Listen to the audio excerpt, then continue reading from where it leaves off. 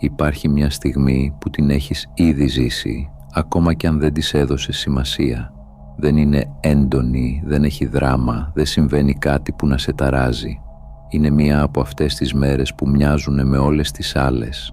Η καθημερινότητα κυλάει κανονικά, οι συνήθειες επαναλαμβάνονται, οι άνθρωποι γύρω σου είναι οι ίδιοι και όλα δείχνουν να λειτουργούν όπως πρέπει. Κι όμως κάπου μέσα σε αυτή την κανονικότητα κάτι δεν κουμπώνει. Δεν είναι μια φωνή που φωνάζει. Είναι περισσότερο μια αίσθηση, σαν κάτι μέσα σου να έχει αρχίσει να μην χωράει εκεί που βρίσκεται. Σαν να φοράς μια ζωή που κάποτε σου τέριαζε, αλλά τώρα σε στενεύει χωρίς να μπορείς να εξηγήσεις ακριβώς γιατί. Στην αρχή το αγνοείς, το βαφτίζεις υπερβολή. Λες ότι ίσως απλώς κουράστηκες, ότι χρειάζεσαι ξεκούραση, ότι δεν υπάρχει λόγος να ψάχνεις πρόβλημα εκεί που δεν υπάρχει. Και πράγματι, αν το δεις αντικειμενικά, δεν υπάρχει κάτι λάθος. Η ζωή σου δεν καταραίει, δεν πονάς, δεν σου λείπει κάτι προφανές, απλώς δεν νιώθεις ζωντανός μέσα της. Και εδώ βρίσκεται η παγίδα που οι περισσότεροι δεν αναγνωρίζουν ποτέ. Το πρόβλημα δεν είναι ότι η ζωή σου είναι κακή. Το πρόβλημα είναι ότι είναι αρκετά καλή ώστε να σε κρατάει εκεί, αρκετά άνετη ώστε να μην φεύγεις, αρκετά προβλέψιμη ώστε να μην ρισκάρεις. Αυτή η άνεση δεν σε πνίγει απότομα, σε νανουρίζει και όσο μένεις εκεί, τόσο περισσότερο ξεχνάς ότι κάποτε ένιωθες διαφορετικά, ότι υπήρχε μέσα σου κάτι που ήθελε περισσότερα, όχι απαραίτητα με την έννοια της επιτυχίας, αλλά με την έννοια της έντασης, της αλήθειας, της αίσθησης ότι αυτό που ζεις σου ανήκει. Κάποια στιγμή όμως, αυτή η μικρή εσωτερική τριβή σταματά να είναι αγνοήσιμη.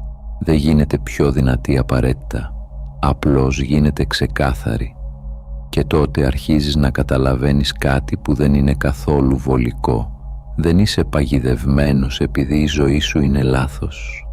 Είσαι παγιδευμένος επειδή είναι απλώς ok. Η πιο ύπουλη παγίδα δεν είναι η αποτυχία, είναι η άνεση. Είναι εκείνη η κατάσταση όπου τίποτα δεν πάει πραγματικά στραβά, αλλά τίποτα δεν σε ξυπνάει κιόλας. Μια ζωή που λειτουργεί, αλλά δεν σε κινεί, που σε κρατάει ασφαλή, αλλά ταυτόχρονα σε κρατάει στάσιμο. Η ασφάλεια, όταν ξεπερνά ένα σημείο, πάβει να είναι προστασία και γίνεται αναισθητικό. Δεν νιώθεις πόνο, αλλά δεν νιώθεις ούτε ένταση, ούτε επιθυμία να κινηθείς. Και αυτό είναι που την κάνει τόσο επικίνδυνη, γιατί δεν σου δίνει λόγο να φύγεις. Συνεχίζεις να προσαρμόζεσαι, κάνεις μικρές αλλαγές, διορθώνεις επιφανειακά πράγματα, πείθεις τον εαυτό σου ότι εξελίσσεσαι, σαν να μένεις σε ένα σπίτι που δεν σε εκφράζει πια και να αλλάζεις απλώς τα χρώματα στους τοίχους, μετακινείς τα έπιπλα, προσθέτεις λεπτομέρειες, αλλά τα θεμέλια παραμένουν τα ίδια. Και κάπου μέσα σου το ξέρεις. Αυτό που θέλεις να χτίσεις δεν χωράει εκεί. Δεν είναι θέμα βελτίωσης, είναι θέμα κατεύθυνσης, γιατί η αλήθεια είναι απλή, αλλά δύσκολη να την αποδεχτείς. Δεν μπορείς να δημιουργήσεις κάτι πραγματικά μεγάλο πάνω σε κάτι που φοβάσαι να γκρεμίσεις. Υπάρχει μια μεγάλη παρανόηση γύρω από το όνειρο. Οι περισσότεροι περιμένουν να έρθει σαν ενθουσιασμός, σαν έμπνευση, σαν κάτι που θα τους γεμίσει ενέργεια και κατεύθυνση. Αλλά στην πραγματικότητα, τις περισσότερες φορές δεν μοιάζει καθόλου έτσι. Έρχεται σαν ενόχληση, σαν μια εσωτερική ανησυχία που δεν εξηγείται εύκολα. Δεν σου δίνει απαντήσεις, σου δημιουργεί ερωτήματα. Δεν σε γεμίζει, σε αναστατώνει. Και όσο προσπαθείς να το αγνοήσεις, τόσο επιστρέφει. Όχι πιο δυνατά, αλλά πιο σταθερά. Γιατί το όνειρο δεν έρχεται για να προσθέσει απλώς κάτι στη ζωή σου. Δεν είναι ένα ακόμα κομμάτι που θα κουμπώσει όμορφα μέσα σε αυτό που ήδη υπάρχει. Έρχεται για να αλλάξει τη δομή. Αρχίζει να αφαιρεί, να αποδυναμώνει ό,τι δεν είναι αληθινό, να σε απομακρύνει από συνήθειες, επιλογές και καταστάσεις που κάποτε σε κάλυπταν, αλλά τώρα σε περιορίζουν. Και τότε συμβαίνει κάτι παράξενο. Χωρίς να έχει αλλάξει κάτι εξωτερικά, η εμπειρία σου αλλάζει. Πράγματα που κάποτε σε γέμιζαν, τώρα δεν σου λένε τίποτα. Καταστάσεις που σε κρατούσαν, τώρα σε κουράζουν. Και ξαφνικά, πράγματα που κάποτε σε γέμιζαν, τώρα σε αδειάζουν. Κάποια στιγμή, χωρίς απαραίτητα να το επιδιώξεις, αρχίζεις να αγγίζεις κάτι πιο βαθύ. Όχι έναν στόχο, αλλά έναν λόγο. Ένα γιατί που δεν έχει να κάνει με το τι φαίνεται σωστό προς τα έξω, αλλά με το τι νιώθει αληθινό μέσα σου. Και εκεί αλλάζουν όλα. Ο Φρίντριχ Νίτσε είχε γράψει ότι όποιος έχει ένα ισχυρό γιατί μπορεί να αντέξει σχεδόν οποιοδήποτε πώς. Αυτό όμως αποκτά πραγματικό βάρος μόνο όταν το ζήσεις. Όταν δεν είναι απλώς μία ιδέα, αλλά μία εσωτερική βεβαιότητα που δεν σε αφήνει να ησυχάσεις. Γιατί από τη στιγμή που το βρίσκεις, η άνεση αρχίζει να χάνει την αξία της. Δεν σου φαίνεται πια αρκετή. Όχι επειδή την απορρίπτεις συνειδητά, αλλά επειδή δεν σε γεμίζει όπως πριν. Είναι σαν να έχεις δει κάτι που δεν μπορείς να ξεδείς. Και εκεί ξεκινάει η σύγκρουση. Ένα κομμάτι σου θέλει να επιστρέψει στην παλιά ζωή, στην προβλεψιμότητα, στην ηρεμία.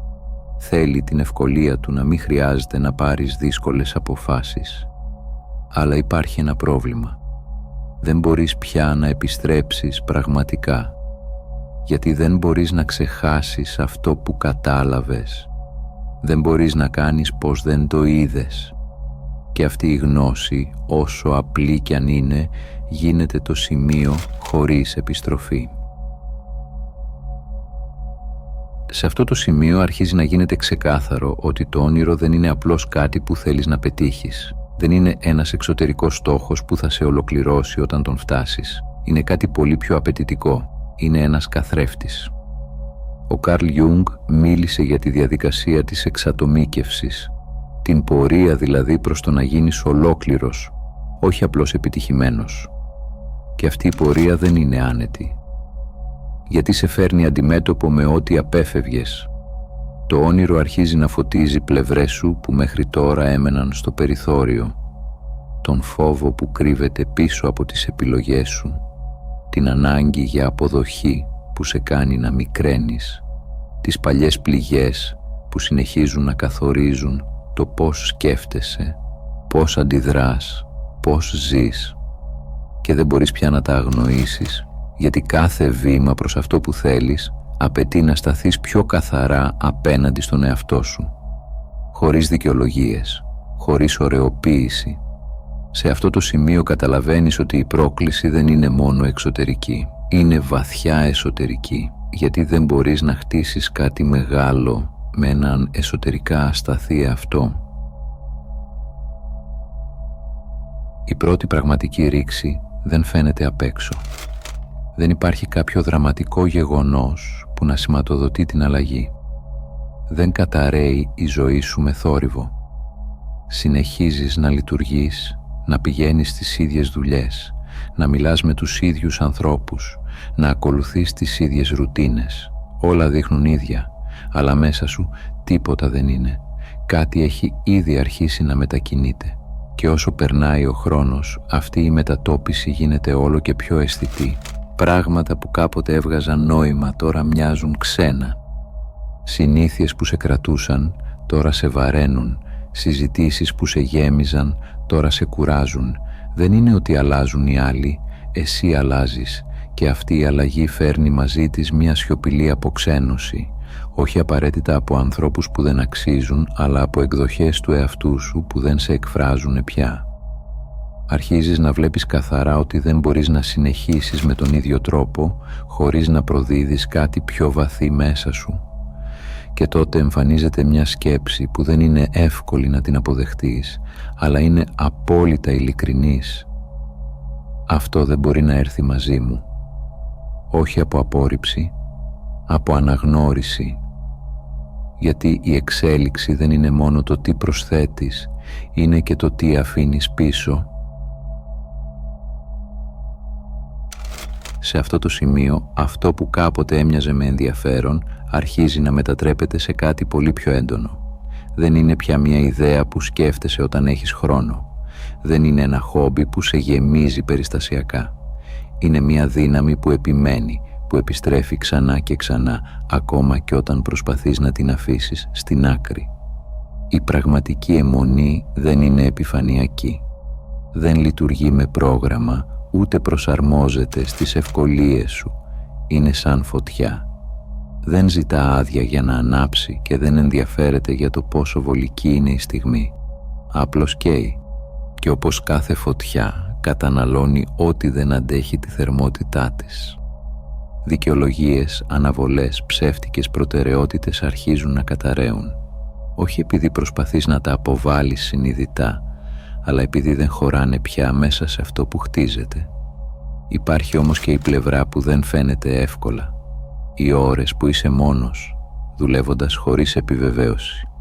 Τα διαστήματα που δεν υπάρχει κανένα ορατό αποτέλεσμα. Οι στιγμές που αμφιβάλλεις για όλα, ακόμα και για τον ίδιο σου τον εαυτό. Και παρόλα αυτά συνεχίζεις. Όχι επειδή είναι εύκολο, αλλά επειδή δεν μπορείς πια να κάνεις αλλιώς.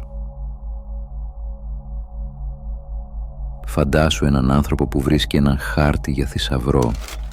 Στην αρχή κοιτάει μόνος του τις γραμμές και τα σύμβολα, νιώθοντας ένα μικρό σφίξιμο ενθουσιασμού.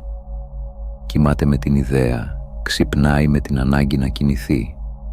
Δεν είναι σίγουρος τι θα βρει στο τέλος, αλλά ξέρει ότι πρέπει να ακολουθήσει το μονοπάτι. Όταν αρχίζει να μιλάει σε άλλους γι' αυτό, οι αντιδράσεις ποικίλουν. Κάποιοι γελούν, κάποιοι τον προειδοποιούν, κάποιοι χειροκροτούν μέχρι να συνειδητοποιήσουν ότι όντως φεύγει από τον ασφαλή χώρο τους και τότε η υποστήριξη σταματά.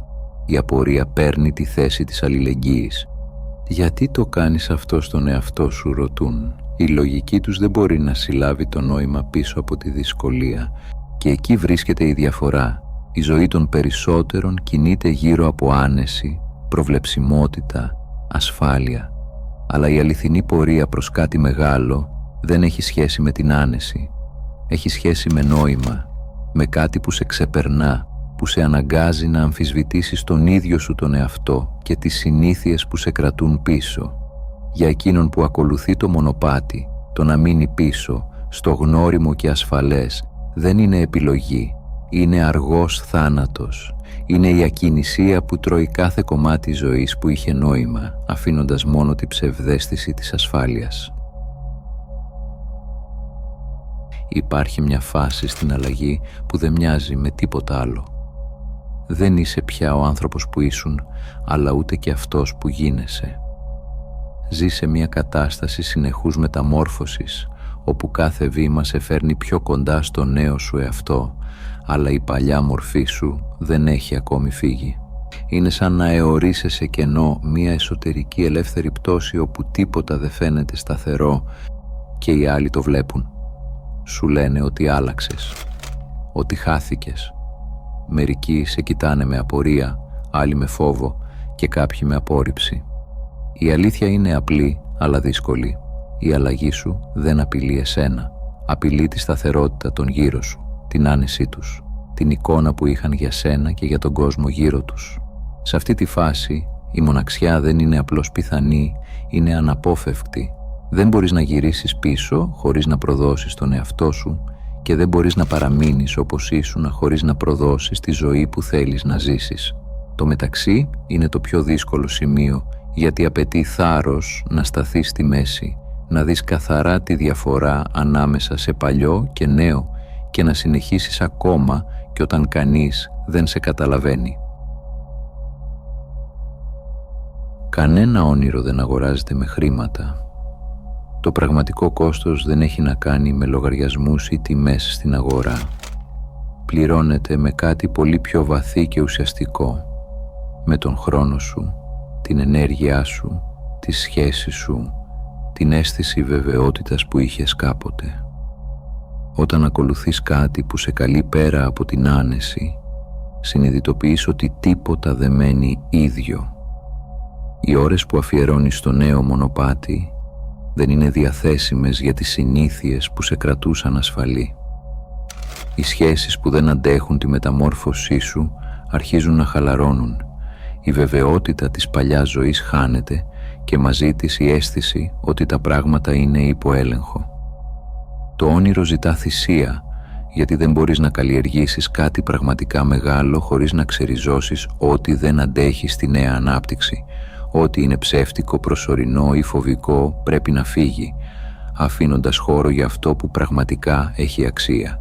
Και η διαδικασία αυτή δεν είναι άνετη. Είναι απαιτητική, αμήλικτη, αλλά απαραίτητη. Όταν καταλάβεις το τίμημα, δεν το βλέπεις ως απώλεια. Το βλέπεις σαν προϋπόθεση για να χτίσεις κάτι που αξίζει, γιατί μόνο μέσα από το ξερίζωμα γεννιέται η αληθινή ανάπτυξη. Το όνειρο δεν εμφανίζεται μαγικά, ούτε με έμπνευση που πέφτει από τον ουρανό. Ανακαλύπτεται με δράση, με πρακτική εξερεύνηση, με συνειδητή παρατήρηση του εαυτού σου. Υπάρχουν 3 άξονες που σε οδηγούν προς αυτό. Πρώτον, παρατήρησε τι σε απορροφά πραγματικά. Τι σε κάνει να χάνεις την αίσθηση του χρόνου, να ξεχνάς τα πάντα γύρω σου. Εκεί βρίσκεται η ένταση που δείχνει ποιο μονοπάτι σε καίει αληθινά. Δεύτερον, αναγνώρισε τι σου ταιριάζει βαθιά.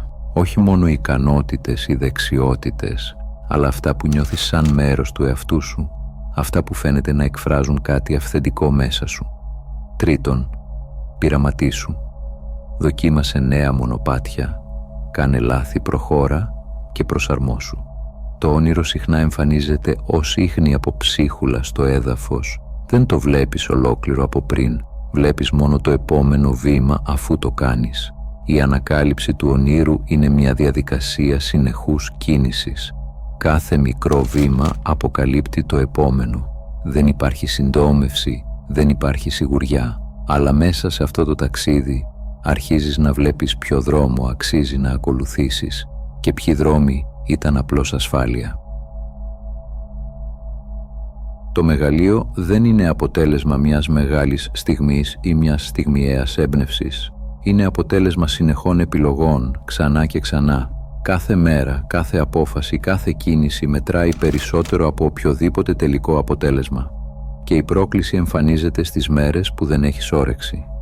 Στις μέρες που κανείς δεν σε επενεί, που κανένα χειροκρότημα δεν έρχεται, που τα αποτελέσματα καθυστερούν ή μοιάζουν αόρατα. Εκεί πρέπει να επιλέξεις ξανά, να κινηθείς, ακόμα και όταν το σώμα ή ο νου σου φωνάζουν να σταματήσεις και ταυτόχρονα η παλιά σου ζωή σε καλεί πίσω. Η άνεση, η προβλεψιμότητα, η ασφάλεια σου χτυπά την πόρτα. Σου θυμίζει πόσο βολικά ήταν όλα πριν, πόσο εύκολο ήταν να μην πάρεις ρίσκο, να μην ταρακουνήσεις κανέναν, να μην αλλάξεις τίποτα σημαντικό. Κάθε στιγμή γίνεται δοκιμασία. Κάθε επιλογή ξανά και ξανά καθορίζει αν θα μείνεις στο παλιό ή θα προχωρήσεις προς αυτό που σε καλεί. Το μεγαλείο απαιτεί επαναληπτικότητα, απαιτεί αφοσίωση ακόμα και όταν κανείς δεν βλέπει, ακόμα και όταν ο κόσμος φαίνεται να σε περιμένει να γυρίσεις πίσω. Καθώς προχωράς, καταλαβαίνεις ότι η αληθινή πρόκληση δεν είναι μόνο να επιμείνεις στο όνειρο. Δεν είναι να μικραίνεις τον εαυτό σου για να μην ενοχλείς ή να μην προκαλείς. Η ισορροπία που χρειάζεσαι είναι βαθύτερη, να θυμάσαι πάντα γιατί ξεκίνησες και να κρατάς την ανθρωπιά σου ζωντανή. Είναι σαν να περπατάς σε μια στενή γέφυρα. Από τη μια πλευρά σε τραβάει η άνεση, η παλιά ζωή που σε προστατεύει και σε καθησυχάζει. Από την άλλη η αιμονή, η αφοσίωση στο όνειρο που καίει και διαλύει ό,τι δεν αντέχει τη φωτιά της. Το μεγαλείο δεν ζει σε καμία άκρη. Δεν βρίσκεται στην πλήρη άνεση, ούτε στην απόλυτη αιμονή. Ζει στη μέση, εκεί που η αφοσίωση συναντά τη συνείδηση, όπου η δύναμη συνυπάρχει με την ανθρωπιά. Εκεί μαθαίνεις να προχωράς βήμα-βήμα, να επιλέγεις ξανά και ξανά, αλλά χωρίς να χάσεις τον εαυτό σου μέσα στη φωτιά της δημιουργίας. Η ισορροπία δεν είναι στατική, είναι συνεχής επίγνωση, ένας χορός στις μύτες των ποδιών ανάμεσα σε δύο άκρα. Αλλά μόνο σε αυτή τη μέση γραμμή μπορείς να χτίσεις κάτι που αξίζει, χωρίς να καταστραφείς και χωρίς να εγκαταλείψεις την ουσία σου. το μεγαλύτερο κόστος του μεγαλείου δεν είναι σωματικό. Δεν είναι η κόπωση, ούτε οι θυσίες που φαίνονται. Είναι ένας βαθύτερος εσωτερικός θάνατος. Ο θάνατος της παλιάς ταυτότητας, του εαυτού που σε κρατούσε ασφαλή, αλλά μικρό. Πεθαίνει ο εαυτός που πάντα περίμενε άδεια για να δράσει, αυτός που ανέμενε την έγκριση, την επιβεβαίωση, το σωστό timing. Πεθαίνει ο εαυτός που έπαιζε μικρό παιχνίδι για να μην προκαλεί, για να μην ταράζει τα νερά, για να μην αναστατώνει κανέναν, και όταν αυτός ο εαυτός φεύγει, η αλλαγή γίνεται ολική. Δεν μπορείς να επιστρέψεις στην παλιά ασφάλεια, δεν μπορείς να μείνεις ίδιος. Υπάρχει ένα κενό που περιμένει να γεμίσει με κάτι αληθινό, κάτι που ανταποκρίνεται στο όνειρο και στο νόημα που έχεις βρει. Το μεγαλείο ζητά κάτι από σένα και αυτό το κάτι είσαι εσύ. Ο παλιός εαυτός πρέπει να πεθάνει για να γεννηθεί ο εαυτός που μπορεί να σηκώσει το βάρος και την ομορφιά της αλλαγής. Και μόνο όταν αποδεχτείς αυτόν τον εσωτερικό θάνατο μπορείς να προχωρήσεις αληθινά ελεύθερος και πλήρης. Όταν η ζωή σου φαίνεται να διαλύεται, είναι εύκολο να νιώσεις ότι τιμωρείσαι. Αλλά ίσως η αλήθεια να είναι διαφορετική. Ίσως αυτό που βιώνεις δεν είναι τιμωρία, αλλά απαραίτητη διαδικασία για να δημιουργήσεις κάτι μεγαλύτερο. Για να αφήσεις πίσω ό,τι δεν αντέχει στη φωτιά της αλλαγής και να χτίσεις ξανά πάνω σε αληθινά θεμέλια. Διέλυσε ό,τι σε περιορίζει, τις δικαιολογίες που σε κρατούν πίσω, τον φόβο που σε κάνει μικρό, τις ψεύτικες ταυτότητες που σε κάνουν να παίζεις ρόλους για να αρέσεις ή να ανήκεις. Κάθε κομμάτι που φεύγει δημιουργεί χώρο για τον αληθινό εαυτό σου να αναπτυχθεί, για το όνειρο να πάρει μορφή, για τη ζωή σου να αποκτήσει νόημα. Μην περιμένεις να νιώσεις έτοιμος. Η ετοιμότητα δεν έρχεται πριν τη δράση, έρχεται μέσα από τη δράση. Κάνε το επόμενο βήμα τώρα. Κάθε στιγμή που διστάζεις είναι στιγμή που η ζωή περνά, αλλά η δύναμη να χτίσεις κάτι αληθινό βρίσκεται ήδη μέσα σου. Προχώρα μέσα στα συντρίμμια και δες τι μπορείς να δημιουργήσεις. Αν νιώθεις ότι ήρθε η ώρα να αλλάξεις, γράψε στα σχόλια τώρα. Αν έφτασες μέχρι εδώ, θέλω να σου πω ένα μεγάλο ευχαριστώ που ήσουν συνοδοιπόρος στο ταξίδι μου. Αν έμαθες κάτι καινούριο από αυτό το βίντεο, μπορείς να κάνεις εγγραφή, να πατήσεις like ή να αφήσεις κάποιο σχόλιο. Αν θέλεις να συνεχίσεις το ταξίδι, σου προτείνω να δεις το βίντεο που εμφανίζεται τώρα στην οθόνη σου. Από όποιες συντεταγμένες του κόσμου κι αν μ' ακούς, να προσέχεις τον εαυτό σου και να πας στο καλό.